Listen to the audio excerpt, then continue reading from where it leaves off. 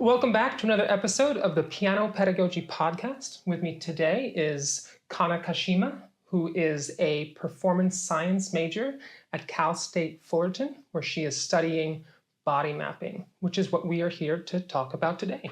How are things going for you today? Good. Thank you for having me here. I'm excited. Absolutely. I'm so excited to dive into this topic.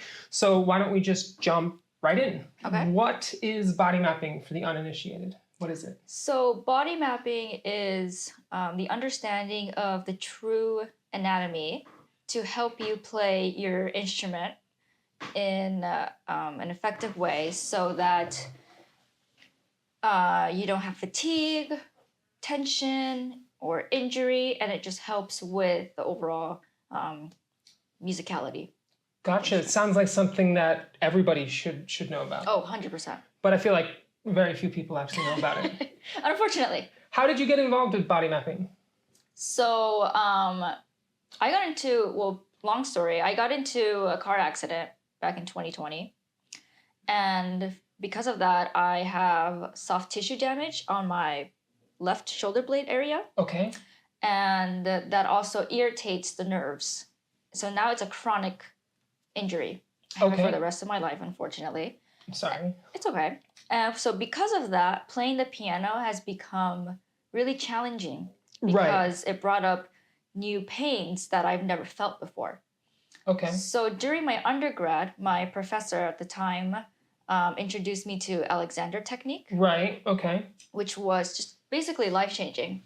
And then when I came here, I met another professor who introduced body mapping, and then that's where it all started. You know, I was going to ask because from the little that I know about body mapping, it seems like there's a pretty big overlap with Alexander technique. Would you say that that's true? Yes, that's very true. For the uninitiated, what is Alexander technique?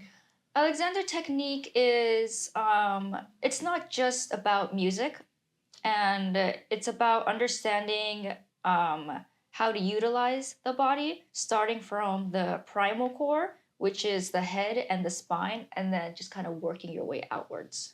Gotcha. Okay.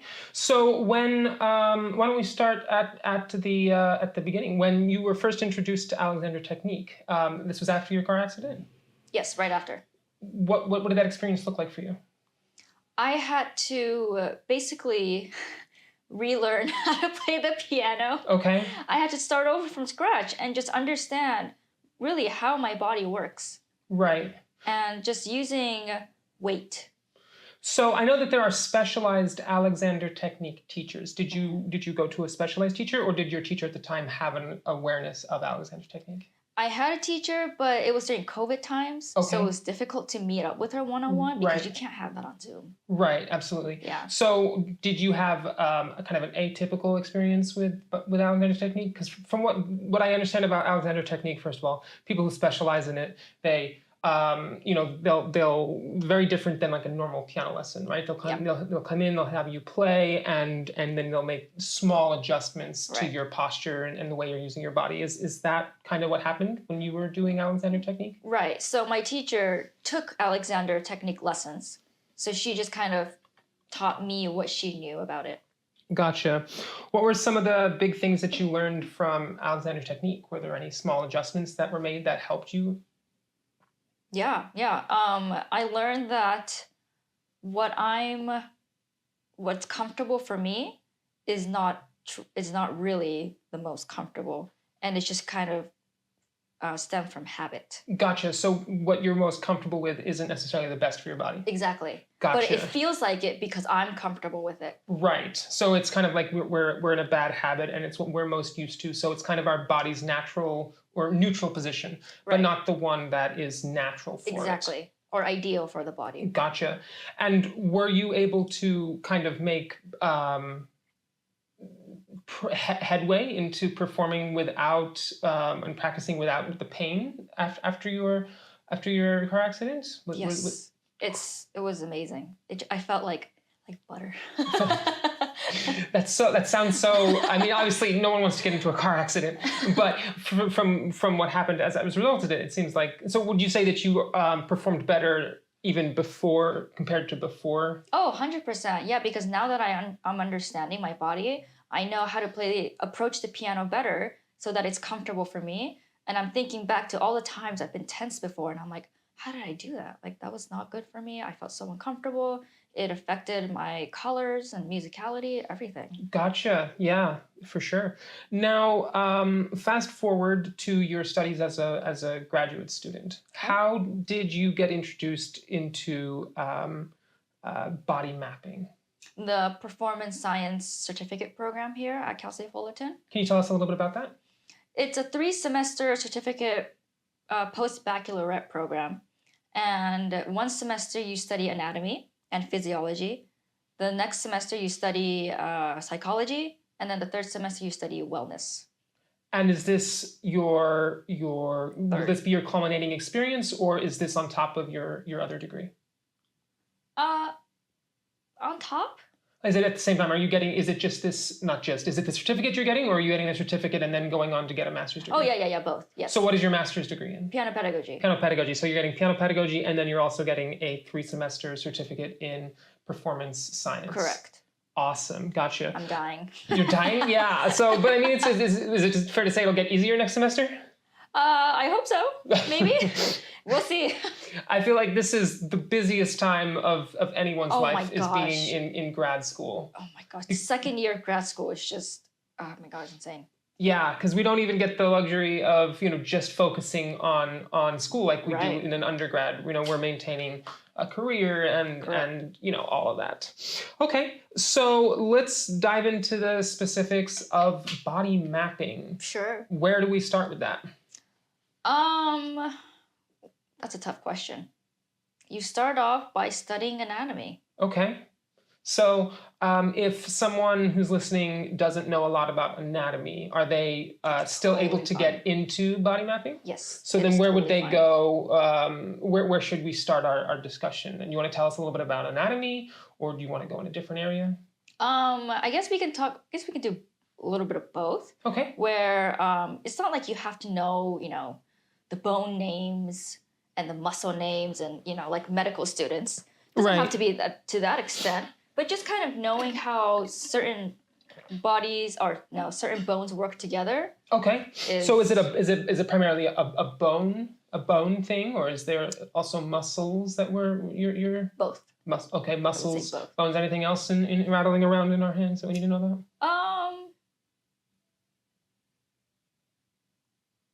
Body parts, just like the general body parts. Gotcha. Yeah. So did they have it all right back in the 1800s? Did Hannon have a good understanding of how anatomy works? Nope. Okay, so we're better than Hannon. Okay. Don't use Hannon. Hannon is a controversial topic. Hannon is a controversial topic. I have made sure to steer clear of discussing Hannon because it is very, very divisive in our community. People either swear by Hannon or they're like, Hannon is the worst thing in the world. Yep. And I am still neutral on Hannon. I want to make that clear. It sounds like you're not neutral on Hannon. Nope, though. not anymore. Not anymore. Not Okay. anymore. So Hannon did not understand the body. What can you give us a crash course on some basics that we should know so that we can have this discussion about body mapping today? Sure. This is for musicians or just anyone? Teachers, musicians. Sure. Okay. Then I'm just gonna answer those questions from like a musician point of view. Then. Sure. Okay. So some of the most fundamental things in the body mapping is really understanding where the head meets with the spine. Do you know? I would say my neck. I feel like that's the wrong answer. To it? Like where does the head and spine meet? Doesn't the spine go all the way up our head? So can you point to where they both meet? No, I can't. So if you imagine a straight line going through your ear. Uh-huh. Okay. Straight line going through my ears, yes. Yeah, just imagine the middle point, the center of the head. That's where your head lines up with your spine. So it's much more forward than people would imagine, I would say. No, it's centered. Centered, but I feel like most people would say, well, it's in the back. Correct. Also, people would think it's like somewhere here in the neck. Here in the neck. So it's higher. So it's higher and more centered than people would imagine. Okay. Right. And how is that useful for us to know? Some instrumentalists like woodwinds, perhaps, they like saxophone, let's say. I've seen people do this for the camera. Leaning forward. Leaning Oh, man. forward and kind of moving your head towards the music rather than having the music come to you. So because of that, they don't really understand the space where the head and spine meet. So then prevents from being straight, and it just kind of goes like that. And I feel like that's something that pianists are also guilty of. I mean, if we're trying to get a really good look at the music, we might lean our head forward, or just in general, the piano is where the music is, and we have this desire, I feel, to gravitate towards the piano. And I feel like most teachers won't necessarily emphasize what to do with the head and the neck. They'll talk about the body, they'll talk about the legs, the arms, but then students will just freely move their neck because we don't really mention that. Right. So we should keep our head more centered over our spine and over our body rather than leaning it forward. Correct. Okay, and the spine obviously goes all the way down. I know it goes down to the pelvis. Yes. Right. Awesome. Okay, I got something right here. I may not know how far it goes up, but it goes down. So would I be correct in saying that what's going on up here at the top of our spine is affecting all? It's going all the way down. 100%. So if we're leaning forward, if our head is leaning forward, which causes our spine to curve, what kind of effects is that having on the rest of our spine? So the spine is curved. Okay. Right? It's like an S-shaped. A lot of people think it's a straight line. Okay. But it's actually like an S-shaped. And it connects to, obviously, everything in the body, including our sit bones. Okay. What are sit bones? If you just kind of rock side to side, you'll feel those little bones on your booty. On your booty? Yeah. Booty bones? Booty bones, yes. Booty bones, okay. Those are the sit bones. Okay. So when you're, leaning forward or sitting in a weird posture, let's say. As we are doing currently. We just both fixed ourselves. What happens is the weight of the upper body is not going towards the sit bones. Okay. As it should be right now. For both of them. Gotcha. When we're in a weird posture, leaning forward, doing all this and that, then all the body weight goes to the tailbone. Okay. Which is a lot lower than we think. Okay. Tailbone's a lot lower than we think. Yes. And what are the consequences of that weight being shifted further back and further down? Would that be correct? Yeah. So the tailbone cannot bear weight. Okay. It just doesn't work. That's our like coccyx, correct? Yes. Awesome. I'm I'm doing great here. 2 out of 2. Right. So because of that, because the coccyx or the tailbone cannot bear weight, then all the other muscles around that area in your back have to compensate. Okay. And then it causes pain. And that would be lower back pain?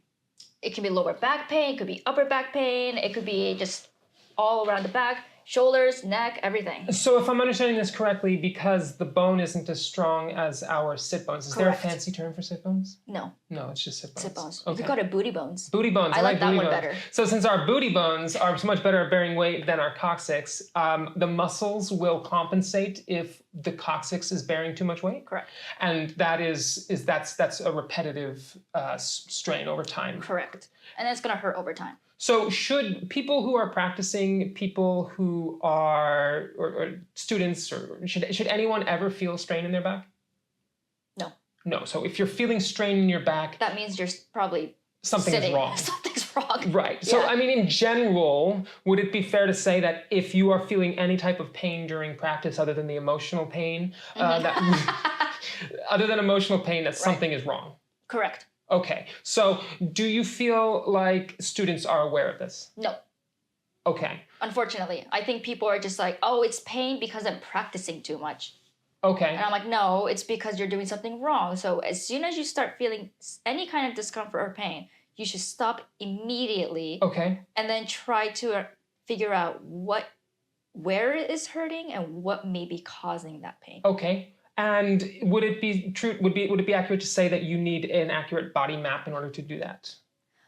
Yeah, I think so. What exactly is a body map? Can you talk about that?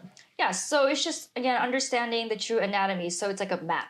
Okay. Right, so it's just like... Of our body. There you go, you got it. Okay. Thank you, everyone. Body, that's it, we're done, thank you. All right. So a map of our body. But I feel like most people would say I have an intuitive map of my body. I know that my And that's called fingers, mismapping. Mismapping. What is Yep. mismapping? You are misunderstanding your body parts and how it functions, how it works. Okay. So the intuitive things that we see on the outside don't necessarily map correctly onto the mechanisms on the inside of our body. And you know who you can blame? The fashion industry. The fashion industry, you've heard it here. Okay. The fashion industry. Why is that? It's because you know those pants called high-waisted? High-waisted pants? There's no such thing as a waist. There's no such thing as a waist. Waist is a fashion term. Waist is a fashion term. It's not an anatomical term. Not an anatomical term. Okay. Booty bones, yes. Waist, no. Even the shoulder, okay? Like the shoulder is a general area. It's not one location. Shoulder is a general area. So what people would normally, if you point to your shoulder, what are they pointing to? Here. And what is that? That's just a joint. It's a joint. Yeah. Okay. So But it's the just shoulder part is of just- the area. Yeah, the shoulder is just an area. Okay. So to go back to what we were talking about, the pain that you are feeling during practice, you need to know where it's coming from and what might be causing it. But you can't really do that unless you understand your own anatomy. Right. Gotcha. Otherwise, it's basically just trial and error. Trial and error, yeah. Trial and error. Which you don't really want to do. Right. Because it takes time and you might get something wrong. Right.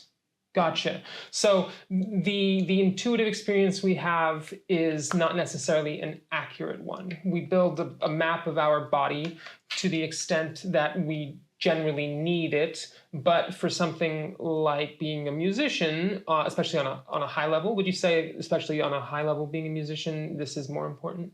Yes, but I think anyone, even kids, can benefit from it.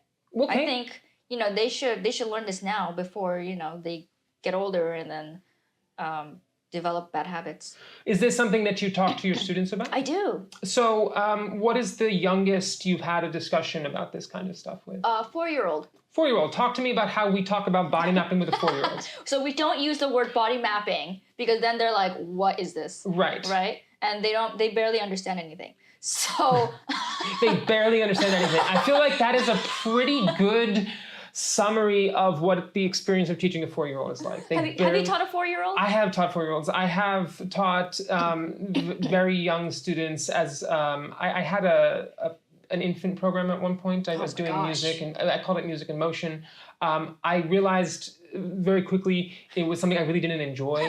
And I feel like if you're going to work with babies and try to do music with babies, it's something that you really need to be passionate about. Right. Yeah. So I have experience with children as young as 6 months. Wow. But I mean, if that's something you enjoy, if you enjoy working with children, then I would recommend it. If not, then definitely don't do it. I wouldn't even know where to begin. Like, it's a lot of singing, a lot of clapping, a lot of games. It's kind of more about exposing them to different sounds, exposing them to movement, getting them to just get pitches and stuff. They can even walk. I think that not quite yet. They're crawling. They're crawling. They're not toddling yet. No. Right. So they can't leave. Well, no, they can't leave. They can't leave. They're a prisoner. I mean, I feel like, you need to get pretty old until you stop being a prisoner, right? Of your parents and the other adults around you. I mean, a 12-year-old could get up and walk out, but I don't think I suppose anyway, we're not talking about that. Right. Okay. Sidetrack. Sidetrack. So we do that. 4-year-old. 4-year-old. So do you know the method book, Music for Little Mozarts?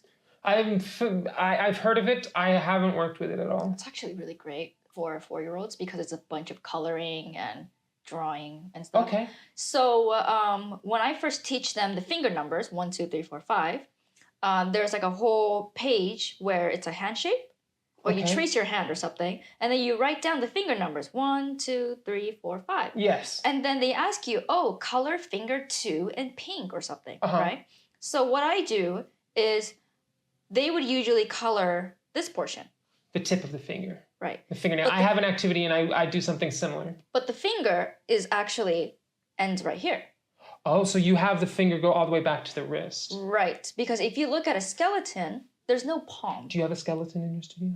I do. You do have a skeleton. Does your skeleton have a name? Yes, Millie Bobby Bone. Millie Bobby Bone. I love it. Fantastic. Is it a full-size skeleton or is it a mini skeleton? Unfortunately not, it's just a mini one. Okay. So it's mostly for decoration, so some of the anatomy is not that accurate, but at least I Okay. know where it's accurate, where it's not. So Okay. yeah. And I can take out The brain? Yep.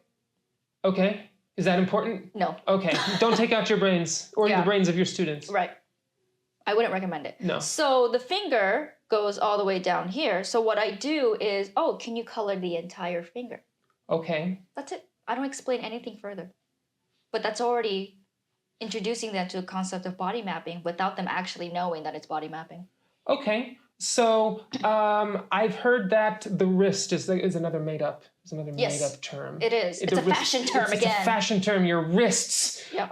So do you talk about wrist rotation? I do. Yeah. Do you mention that we don't have a wrist? I mean, we do. We do. We do Okay. in a way. We It's do. just a lot of people think the wrist is like here, where you put your wristwatch. Fashion. Wristwatch. But the wrist is actually here. Okay. So it's more closer to the palm. And this is the beginning of our forearm.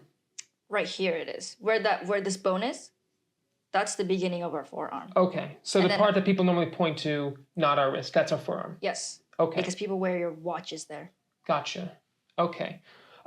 So fingers go all the way back to the wrist, and then it starts up the forearm. Okay. And then if you say you're working with a student that's a little bit older, maybe a 7 or 8-year-old, do you take things a little bit further with the anatomy concepts? A little bit, but not too much. If they're Okay. 7 or 8-year-olds, I have them rotate their wrist. Where is the next big jump where you might be able to have, because I feel like with our students, there's ages where we can have different discussions, even if like it's a beginner student, right? Like we can have a more in-depth conversation with a 12-year-old about articulations than we can when we first introduce legato to a 7-year-old, right? So where is the big jump where you can take body mapping to a kind of a new level of depth with a student? Analogies. Yeah. Right. What age is that? What age can you take it? 7 through 9, 10. Okay. Can you give us an example of one of these analogies? Right. So remember the thing we talked about? Okay. Where the head meets the head spine? meets the spine, yes. Right. So that joint is called the AO joint. The AO, does AO stand for something? I won't tell Dr. Watson. I forgot. Cut this out. Cut this out. Edit this out. Yeah. AO joint. Okay. Axis occipital. Don't quote us on that. If I'm wrong, tell me. So Get in the comments. I get him. So it's called the AO joint. Okay, the AO joint, yes. So I obviously will not say AO joint. You won't say AO joint. Is there ever an age where you will say AO joint? Maybe once they're a little bit older, like Okay. after 10. Okay. Yeah. But for 7 to 10-ish, I won't use that term. Okay. What I would say is imagine your head as a pumpkin that's balancing on a broomstick. Okay. The stick part of the broomstick, not the brushy Pumpkin part. on a broomstick. Pumpkin Okay. on a broomstick. Now, if I move the stick, what happens to the pumpkin? It's just gonna fall over and lose balance. Okay. So that's what I do. Gotcha. All right. When we talked earlier about having an inaccurate body map, right? And you've already given us an example of like the fingers, right? How I feel like most of us intuitively would think that the third knuckle is where, or is it, that's the third knuckle. Yeah. The third knuckle is where the finger ends.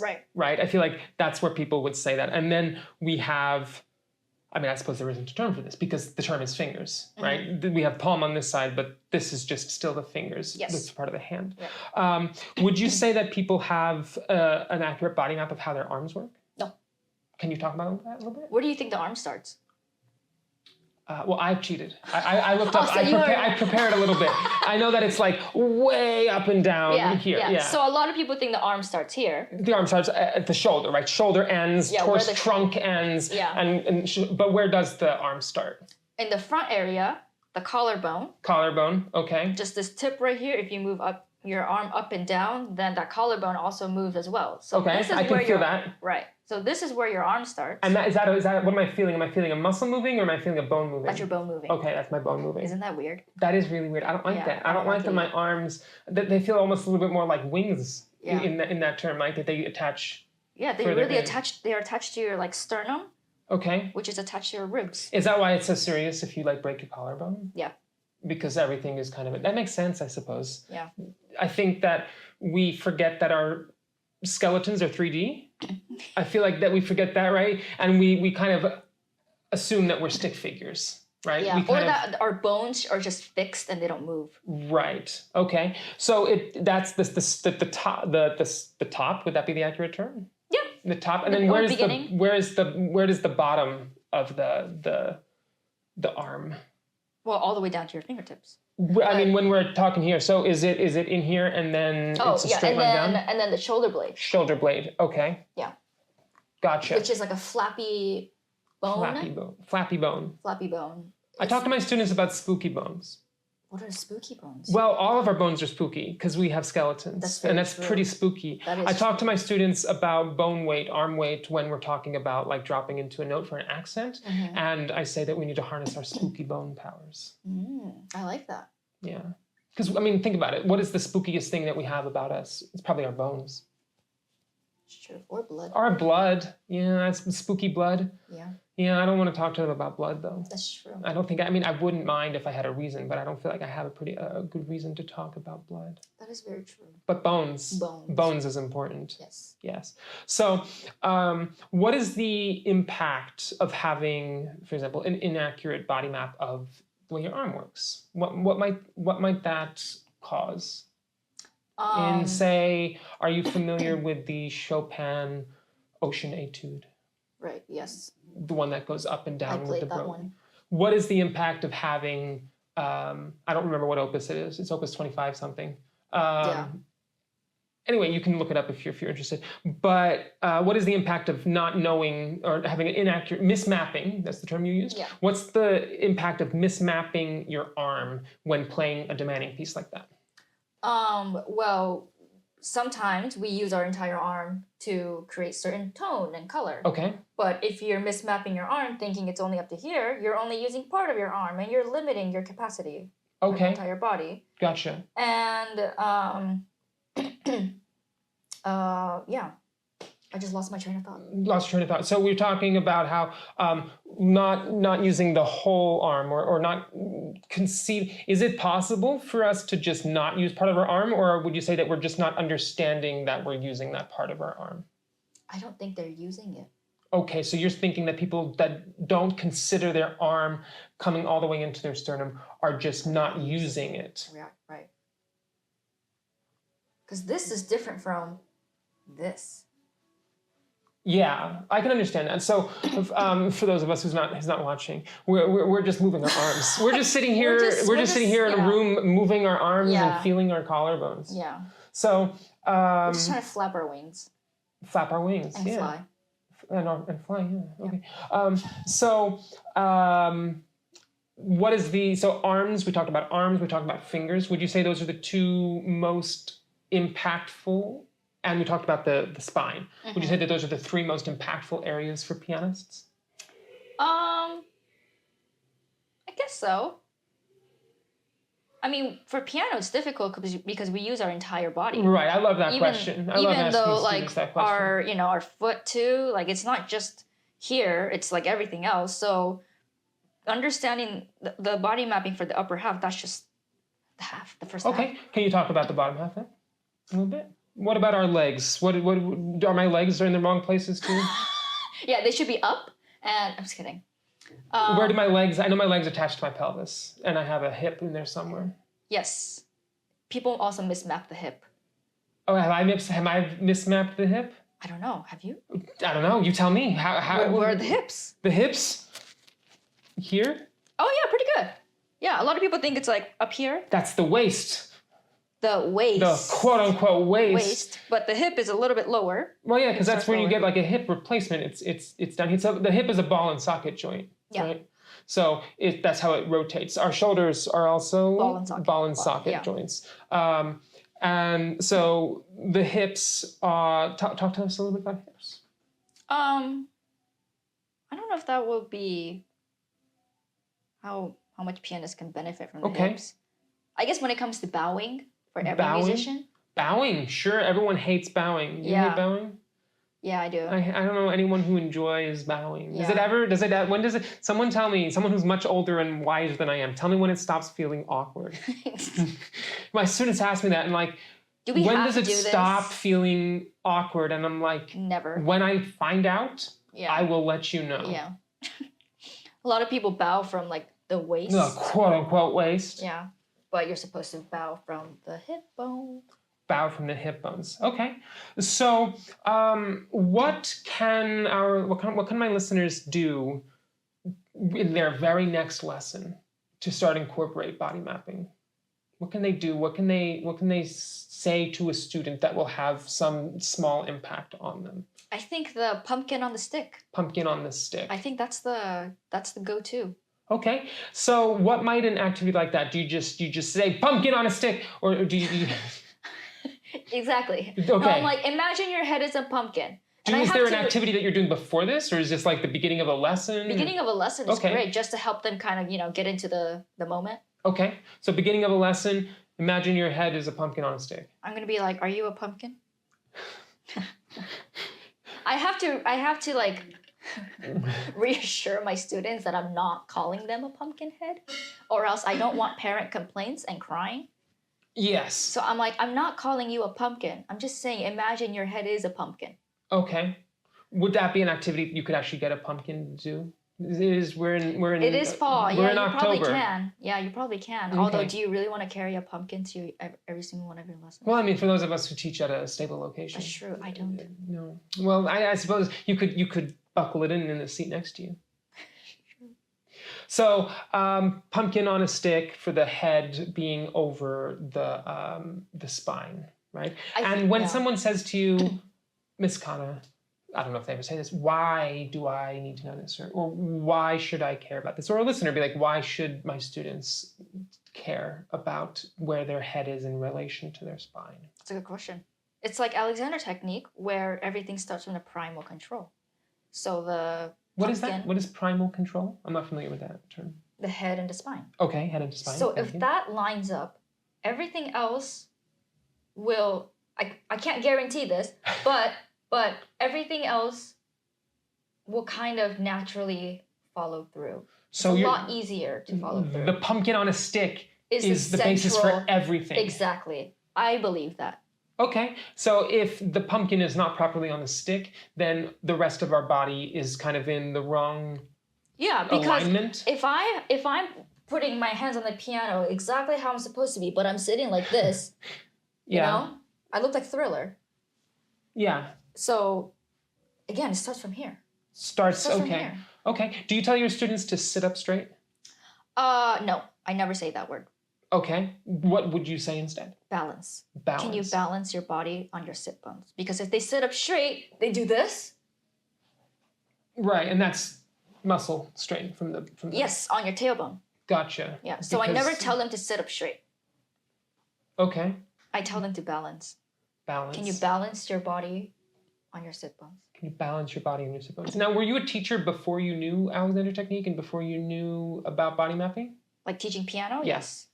Do you feel like your do you feel like your teaching significantly changed? Oh yeah, 100%. Gotcha. So, what about strong fingertips? Do you talk about strong fingertips? I do. You do talk about strong fingertips. Are we doing strong fingertips wrong as well?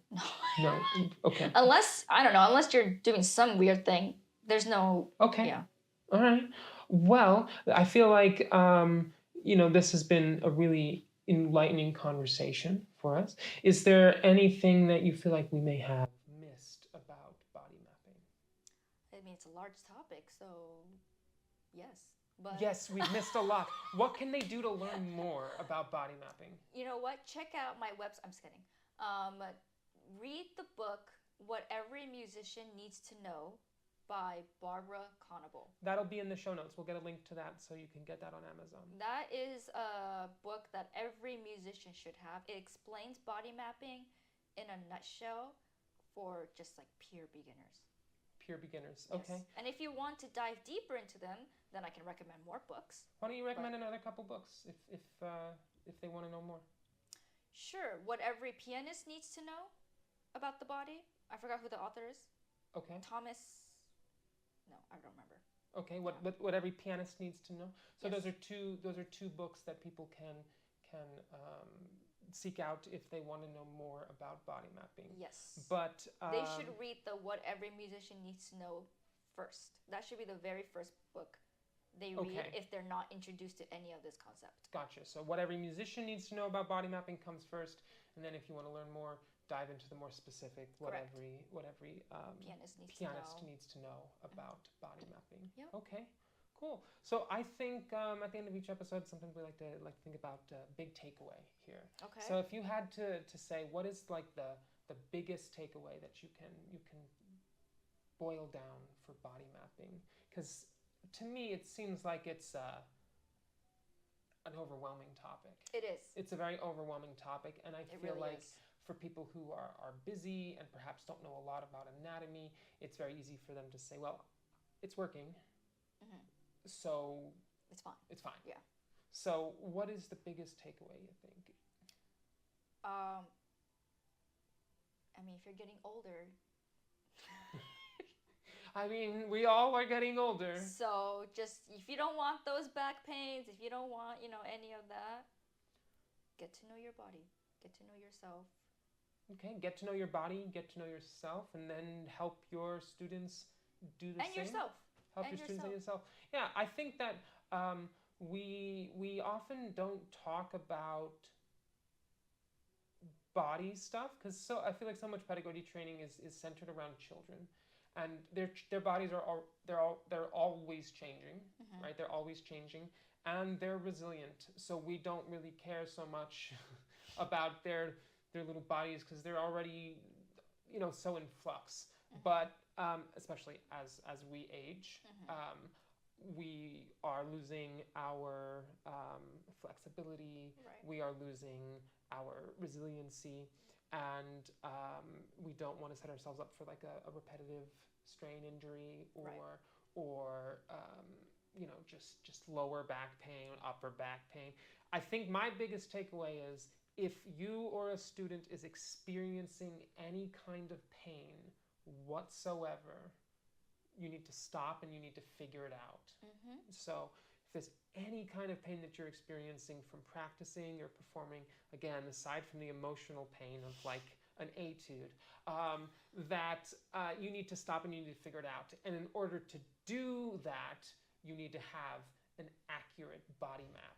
It will help a lot. Because if you don't understand how it's working, then we've gone back to If it's you can't just find the trial source and of the error. problem, Right. how are you going to figure out how you're going to fix it? Right. It would be Right. like trying to diagnose any other kind of problem, like with a car. If you don't understand how a car works, Right. you're just trial and Exactly, error trying to exactly. get the engine light to turn Right. off. Right. So you don't want to take it to the mechanic. Right. And you don't want to take your body, you don't have to like get to the point where you actually need to go see a doctor, right? You want to take care of your instrument because the piano's not going to do anything without us. Right. So if And we're the doctors don't know anything. yeah, you have to go to very expensive music doctors, Yes. I'm told. And I'm sure that your insurance doesn't cover that. The doctors would just be like, just stop playing piano. Oh, man, that's awful. Just stop for like, a couple weeks. And I'm What like, was "No." your experience? I know I was just supposed to be wrapping this up, but what was your experience like with the medical system regarding piano? Was there any discussions about how that about your car accident would impact piano? Was that brought up at all? Oh, again, they would just be like, just don't practice. Just don't stop. do it. Just stop practicing for a couple weeks. And I'm like, no, I can't do that. So, Were you in school when it happened? Yes. Oh, okay, so you were in school when it happened, and then you just started feeling pain from practicing afterwards. I should have asked you this question at the beginning. I mean, from the car accident, from Right, all from the the pain, whiplash, yeah. so I was just in pain the whole time. But Right. practicing didn't make it any made better. it worse. Made it worse, yeah. Gotcha. And then you went to your teacher. She talked to you about Alexander technique. Yep. And that's what really started it. Yep. And physical therapy, but Gotcha. all Yeah. those doctors, chiropractors, no, don't go to a chiropractor. They're not doctors. The Piano Pedagogy podcast is not taking a stance on chiropractors. The views of the guests of Piano Pedagogy podcast do not speak for the Piano Pedagogy podcast. But I agree with you. I'm just like, nailing down on chiropractic, Hanin. Hannon, I know you're just like, let's come on here and let's talk about every Wrong single thing. controversial topic that we possibly can. And let's just get them all. Yeah. Any other controversies you want to talk about? Do you like putting pedal in all of your Bach music? No. Only when it's necessary. Only when it's necessary. Yeah. Okay, gotcha. All right, I think we're gonna wrap up. Do they have where can people find you? Can they find you on social media? Yeah, they can do that. My name. I also have a website, kanakashima.com. Kanakashima.com. You can find out more about Cana Kashima. Yeah, I have nothing going on, so please hit me up. All right, nothing going on. I know for a fact that you have quite a bit going on. I do. Yes. Unfortunately. All right, well, I will see you guys next time, and thank you for listening to Thank the you. Piano This was so Pedagogy fun. podcast. Yes, thank you Thank very much. you.